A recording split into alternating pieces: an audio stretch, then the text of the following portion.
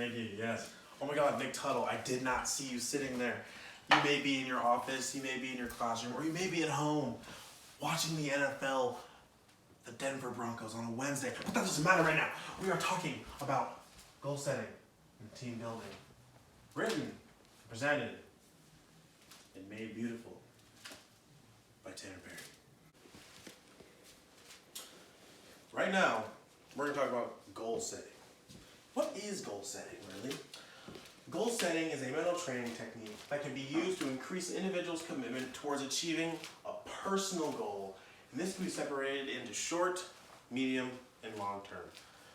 So I have a list of goals on the next slide, but I'll show you that in a second.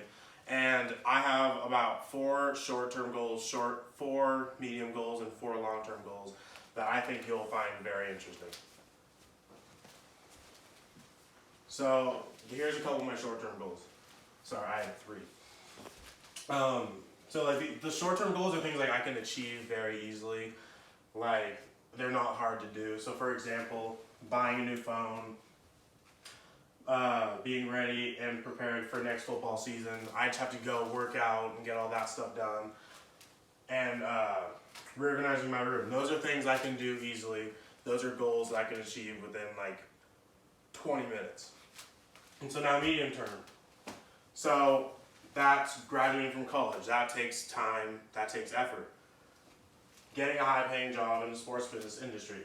That also takes time and effort. That takes school, that takes degrees, that takes other type of like hard-working stuff to do.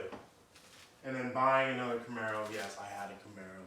And that also takes a lot of effort to do, which that, like the short-term goal, but it takes longer, it's a longer time period. And then long-term, buying a house.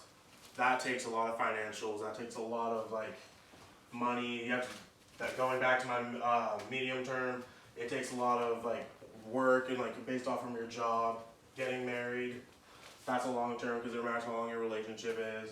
And having children, it also goes back to getting married and having children. It like combines. That's a long-term goal. And so I'm going to show you what's on the next slide. So what is a goal? So there are 3 different types of goals: outcome, performance, and process goals. Outcome goals deal with specific results in competition, while performance goals deal with helping an athlete make improvements over a period of time. And process goals are the aspects a competitor should be concentrating on when carrying out a specific skill. And then, so what I think where I fall in this is like performance goals, because during football, my performance, I want to perform to the best ability I can be, because on the field with Coach Edwards and like Coach Younger, I want to perform to what they want to see and above that, because that'll make me look like a great player, and I want to show them that I'm here to play, here to work, and here to do whatever it takes to be a great player. And then I'm going to show you what's on the next slide here. Goal setting. So here are some pros and cons about goal setting. So some pros are it gives focus and direction, helps identify priorities, provides motivation, sense of satisfaction, more productivity, improves skills and knowledge, and expands comfort zone. And some cons would be can affect creativity, add stress and pressure, may chase wrong goal, and focus on end results, not on progress. And honestly, from the pros list, I can relate to gives focus and direction, more productivity, expands comfort zone, and sense of satisfaction. Because all of this happens in the classroom, football field, and in your everyday life. And I'm gonna be honest, I can relate to a con. It does add stress, because if I feel like if I don't achieve that goal, I'm gonna feel like, oh, I cannot achieve goals I set. I don't know how to do it, and it just stresses me out because I don't know if I'm gonna be able to achieve those goals. And so I'm gonna go to the next slide here real quick. And so team building. So this photo is of the Broncos. As you know, I like the Broncos. This is of Peyton Manning and his O-line, his receivers, his running backs. Team building revolves in having a leader, which Peyton Manning was an all-time leader. He made sure his players knew what they were doing. They knew what the play was. They knew where to line up. And if they didn't know, he would go up to them in the play, before the play, at practice, and say, this is what you're doing. You're running this. He knew every single position's goal, or every position's job to do on the field. So I'm going to go more into team building on the next slides. So team building. What is team building?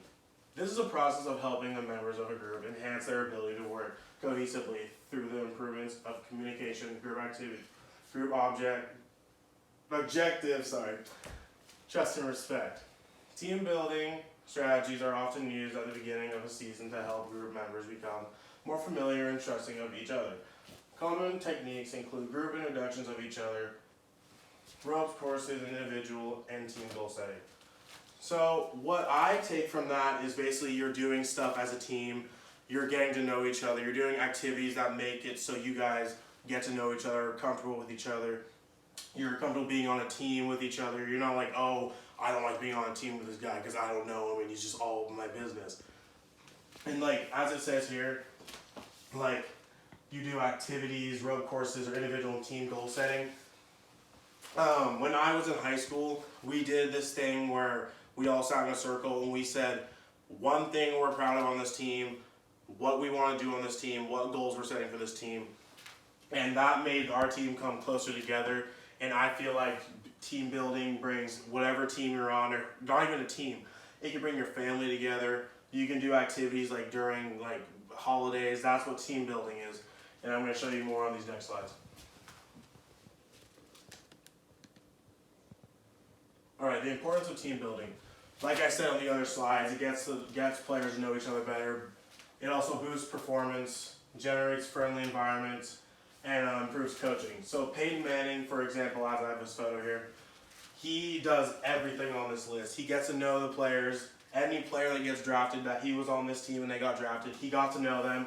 He boosted their performance. He did generate friendly environments. He was a happy guy. He was never mad. He was never a guy who you'd think, oh, I can't be on a team with this guy. I cannot be the center for this guy. I can't be a receiver for this guy. And honestly, he's a great coach, and he's one of the best QBs I know. Well, not I know, but I lived watching. And he coached me, honestly, to do all these things. I want to get, when I'm on my team, I get to know my other players, I boost performance, and I want to generate a happy environment on my team for everyone else. 3. How team building has helped Peyton Manning. Peyton Manning has used team building to his fullest potential when he first was drafted to the Colts playing in his first NFL season. He didn't know anyone on the team, or he didn't know if he was a part of the team, until he stepped up and became one of the best NFL QBs in the league. He won his first Super Bowl ring on the Colts, and then got traded to the Broncos. And he used everything he learned from the Colts team bonding system, and he brought that to the Broncos, and he brought the team together, and they worked as a unit, and they played as a unit, and that ended up making the Broncos